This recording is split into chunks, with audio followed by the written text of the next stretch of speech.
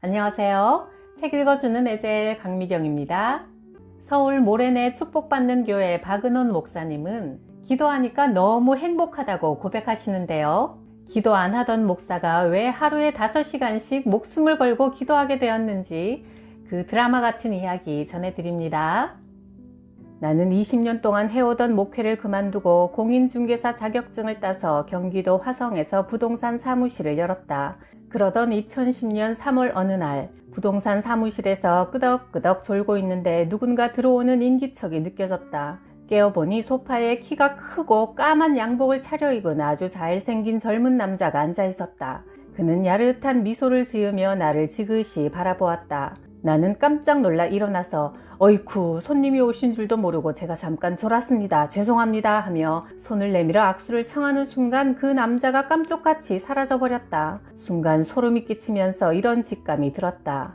아하, 마귀가 나를 죽이려고 찾아왔구나. 만약 내가 지금 이 마귀의 뜻대로 죽는다면 나는 어디를 갈까? 천국? 아니면 지옥? 마귀한테 끌려가 죽임을 당한다면 틀림없이 지옥이로구나. 나는 모태신앙이다. 4대째 예수 믿는 가정이다. 그러나 그곳으로 내가 천국 간다는 확신이 없었다. 이 사건은 나에게 엄청난 충격을 주었다. 3개월 뒤 나는 암에 걸렸음을 알았다. 화장실에서 소변을 보는데 피가 쏟아졌다. 세브란스 병원에서 비뇨기과 나 군호 교수에게 진료를 받으니 방광 안에 손가락만한 종양이 있는 방광암이라 했다. 대기실에 앉아있는 방광암, 전립선암 걸린 사람들이 이런 말을 주고받았다. 나는 6개월 동안 4천만 원 까먹었어요. 나는 방광암 걸린 지 4개월 됐는데요. 6천만 원 좋게 날렸을 겁니다. 나는 생각했다. 안 되겠다. 가족들에게 짐은 되지 말아야지. 나는 천국 가는 삶을 살기 위해 모든 걸 정리하기 시작했다. 부동산 일도 접고 받을 돈, 줄 돈 계산해서 정리하는 데만 한 달이 걸렸다. 이제는 죽더라도 목회에만 전념하기로 결단하고 금식 기도하러 오살리 기도원으로 갔다. 내가 머문 목사관에는 목사님 8분이 계셨다. 밤에 목회자들은 서로 이야기를 나누기 시작했다. 난 기도원에 온 게 교회 부흥 때문인데 누구 교회 부흥시키는 비법 좀 알려주시오. 교회 부흥은 기도밖에 없습니다. 아, 왜 그 연세중앙교회 윤석전 목사는 하루에 8시간 기도하니까 교회가 크게 부흥된 거 아닙니까? 부산 모모교회 그 목사도 하루 7시간 기도한대잖아요. 20년 동안 부흥이 안 돼서 기도에 목숨 걸고 승부하자 지금 5,000명이 모인답니다. 우리 누님이 그 교회를 다녀서 진짜 7시간 기도 하나 안 하나 확인하려고 제가 그 교회에 갔었지요. 그런데 밤 9시에 저녁 기도회를 인도하고 10시부터 새벽 5시까지 그냥 기도로 들어가더라고요. 진짜 7시간 기도합디다. 70대 원로 목사님이 말했다. 내가 신학교를 45세에 들어갔어요. 상가 2층에 15평을 얻어 교회를 개척했는데 막상 교회를 세워놓고 보니 겁이 덜컥 나더라고요. 내가 설교나 제대로 할 줄 압니까? 그래서 이불 들고 교회 강단으로 매일 가서 무작정 죽어라 하고 기도만 했지요. 집에서 자본 적이 없어요. 교인은 가족하고 친척 몇 명뿐이었고요. 그렇게 1년 6개월 기도하던 중 어느 날 사람들이 어느 여고생을 데려왔어요. 목사님, 이 학생이 귀신 들렸으니 목사님이 기도해서 귀신을 쫓아내주세요. 다른 여러 교회에 가봤지만 목사들이 귀신을 못 쫓아내더라고요. 여기 오기 전에도 한 200명 모이는 교회에 갔더니 목사님이 여고생 머리에 손을 얹고 기도하려는 순간 이 학생이 야, 너 따위가 뭔데 내 머리에 손을 대? 하며 목사님 뺨을 철썩철썩 때려서 그 목사님을 바닥에 쓰러뜨렸습니다. 목사님도 자신 없으시면 저희는 다른 교회로 갈게요. 나는 두려웠지만 그동안 기도한 게 있으니 여고생의 머리를 손으로 꽉 누르며 기도했습니다. 예수 그리스도 이름으로 명하노니 이 악하고 더러운 귀신은 딸에게서 썩 나가거라. 기도하기 무섭게 여고생이 입에 거품을 물고 픽 쓰러졌어요. 그 후 동네에 제가 마귀를 이겼다는 소문이 퍼져 교인들이 모이기 시작하더니 1000명으로 부흥하게 되었지요. 나는 그 여고생을 수양딸로 삼았고 지금 아들 둘을 낳아 교회에 충성하며 행복하게 살고 있답니다. 그 이야기를 듣고 내가 번쩍 손을 들며 말했다. 저는 이제부터 하루에 5시간씩 기도하겠습니다. 목사들은 그런 날을 전부 비웃었다. 작심 3일입니다. 누군 기도 안 해본 줄 압니까? 여기 목사들 다 한 번씩은 시도해봤다고요. 다 일주일을 못 넘기고 실패했지요. 박 목사님도 99% 실패하실 겁니다. 나는 그 목사들 교회가 왜 부흥하지 못하는지 분명히 깨닫고 바로 그날부터 기도굴에서 5시간씩 기도하기 시작했다. 집으로 내려오면 그들의 말대로 흐지부지 될 것 같아 기도원에서 50일을 버티며 기도했다. 그랬더니 방광암이 깨끗이 사라졌다. 그로부터 오늘까지 7년 동안 나는 하루도 쉬지 않고 5시간씩 기도하며 하나님은 내게 엄청난 은혜와 축복을 물붓듯이 부어주셨다. 속리산에서 목회자 세미나가 있어 700명 정도 모였다. 나에게 가장 중요한 것은 하루 5시간 동안 기도할 장소를 찾는 것이었다. 집행부 목사님에게 부탁했다. 기도할 수 있는 좋은 장소를 알려주시면 고맙겠습니다. 그가 대답했다. 이번에 전국에서 목사님들이 700명이나 오셨지 않습니까? 이럴 때 유명한 목사님들을 많이 사귀어 두셔야지 기도야 또 집에 가서 얼마든지 할 수 있는 것 아닙니까? 이번 집회 때는 기도를 사흘만 쉬세요. 지금은 목사님들을 사귀어 인맥을 넓힐 소중한 기회입니다. 나는 참 황당했다. 사무엘 선지자는 기도 쉬는 죄를 범하지 않겠다고 했는데 기도를 소홀히 여기는 것이 하나님께 큰 죄가 되는 걸 목사가 왜 모를까? 나는 다시 기도처를 찾아 헤맸고 휴업 중인 목욕탕을 발견했다. 나는 강의 시간 외에는 이 목욕탕에서 혼자 무릎 꿇고 기도했다. 그 시간이 얼마나 달콤하고 좋은지 기도로 하나님과 깊이 교제하는 맛을 알고 난 후 나는 여행도 잘 안 다닌다. 몇 번 여행을 가보니 여기저기 다니느라 피곤해서 기도하기가 쉽지 않았다. 기도하지 않고 목회하다가 마귀에게 큰 참패를 당했던 나는 이제 인생에서 가장 중요한 일이 기도가 되었다. 서울 동대문 지역에 200명 모이는 교회 장로님이 내게 이런 간증을 했다. 제가 얼마 전 길을 가다가 20대 청년 시절에 그렇게도 좋아하던 첫사랑을 만났습니다. 정말 반가웠죠. 근처 커피숍에 들어가서 이 얘기 저 얘기 나눴는데 불행하게도 이 여인이 남편을 교통사고로 잃고 현재 혼자 살고 있더라고요. 나는 여러 가지 말로 위로해주고 마지막으로 이렇게 말했습니다.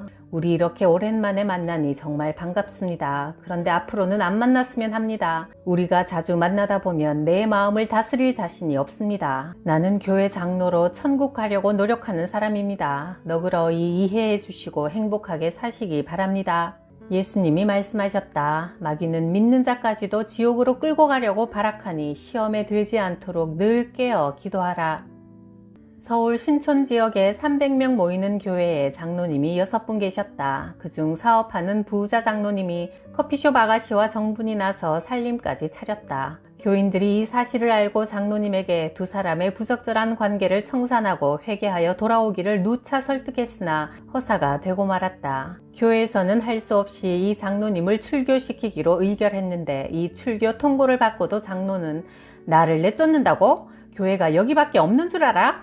당신들은 뭐가 그렇게 깨끗해? 하며 근처 다른 교회로 가버렸는데 그 교회에서는 부자 장로님이 오셨다고 환영 예배까지 드렸다. 우리 교회 임미애 집사님은 결혼한 지 6년이 지나도 아기가 없어 부부 모두 아이를 몹시 기다렸다. 아이가 없는 스트레스가 얼마나 심했던지 TV를 보다가 화면에 아기가 나오면 부부는 TV를 확 꺼버릴 정도였다. 이웃집 집사님의 전도를 받고 혹시 교회 가면 아기를 낳을 수 있을까 기대하고 나온 새신자였다.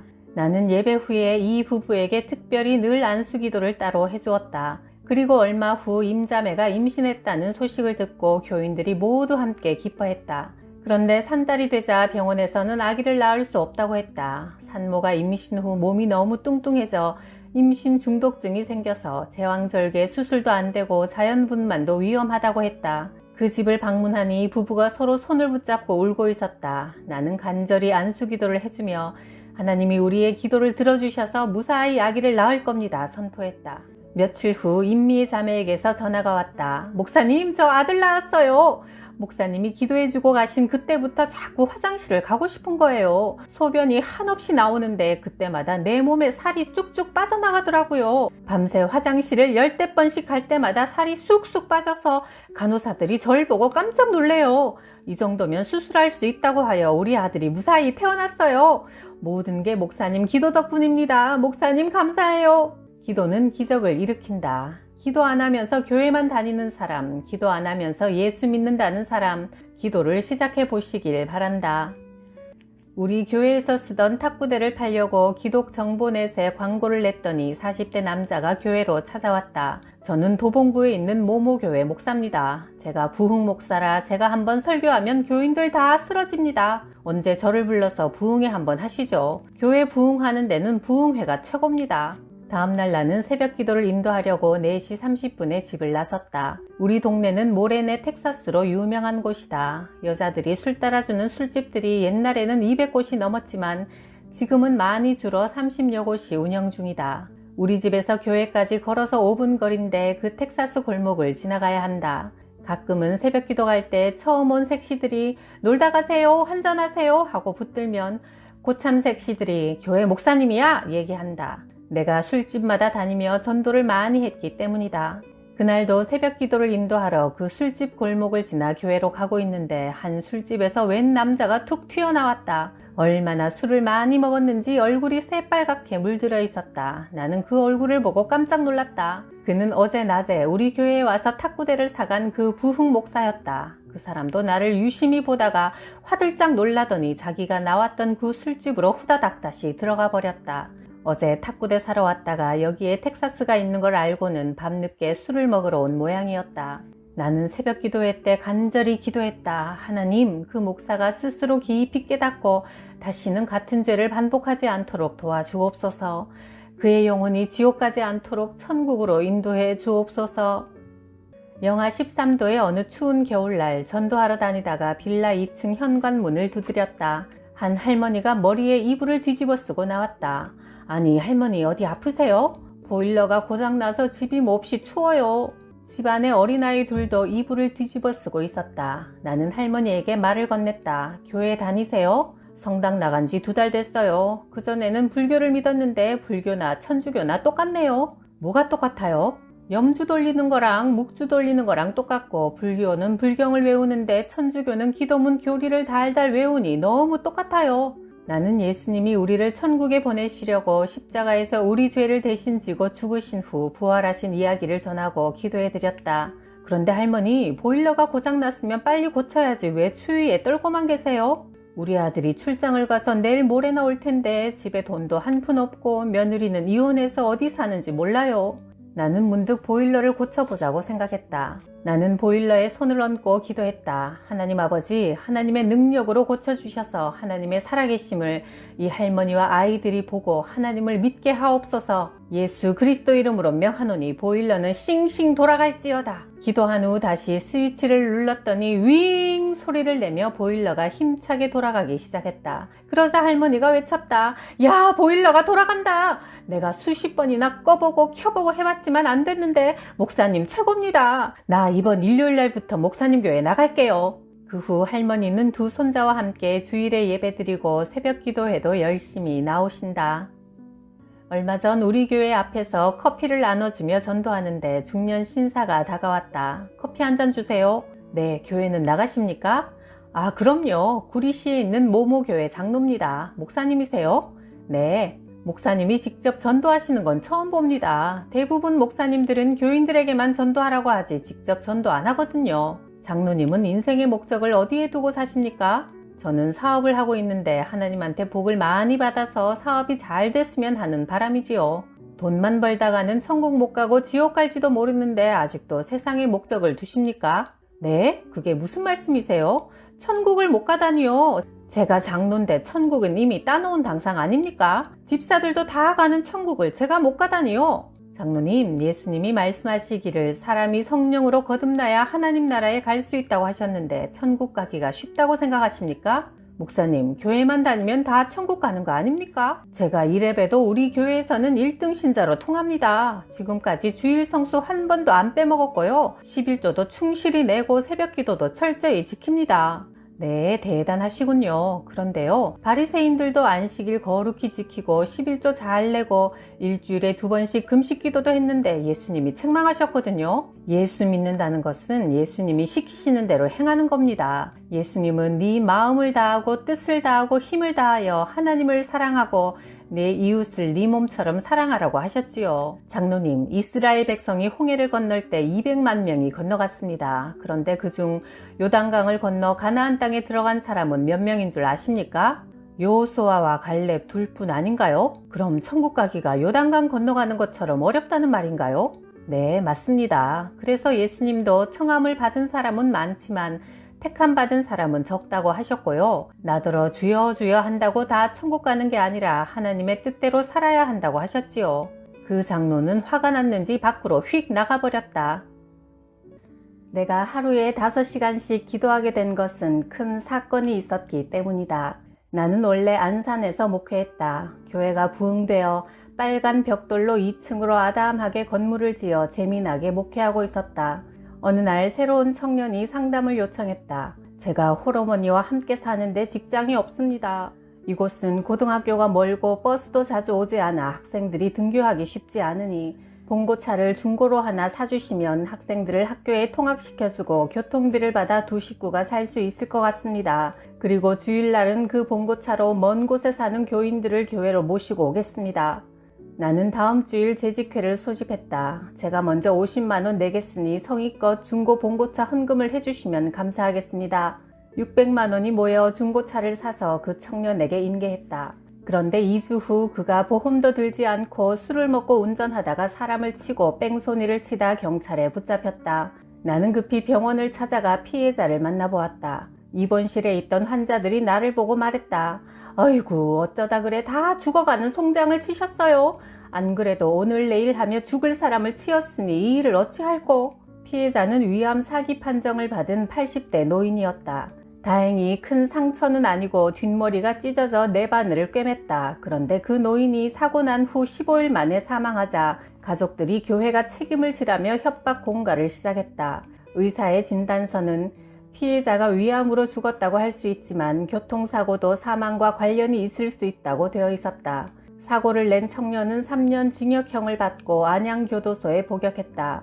피해자 가족은 교회가 차를 사주었으니 교회가 모든 보상비를 지급하라며 교회를 고소했다. 수원지방법원은 교회는 전혀 책임이 없다고 최종 판결을 내렸다. 서초동 고등법원도 교회는 책임이 없다고 판시하자 피해자들은 대법원으로 상고를 진행했다. 그런데 대법원에서는 교인들 돈으로 차를 샀으니 교회 차가 맞고 교회가 책임을 지라고 판시했다. 변호사나 노회 목사님들은 현재 담임 목사가 이 모든 책임을 지고 교회를 떠나야 한다고 말했다.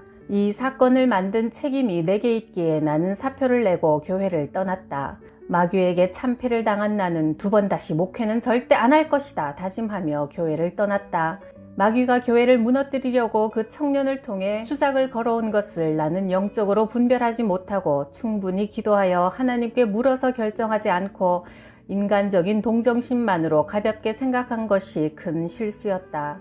교회 일은 사소해 보이는 교회차 운전까지도 아무에게나 맡겨선 안 되며 믿음이 굳건하여 사명감 있는 자를 구별하여 위임해야 한다는 사실을 뼈저리게 깨달았다. 나는 평신도가 되어 아내와 함께 온누리교회에 다녔다. 장모님은 불교 신자라 토요일마다 절을 다니시는데 온누리교회에서 60대를 위한 전도 집회를 한다고 광고했다. 우리 부부는 장모님을 찾아가 물었다. 우리 교회에서 이번에 큰 쇼를 하는데 김혜자, 노사연, 김세환 등이 나와서 노래도 하고 재미난 이야기도 하니 안 가실래요?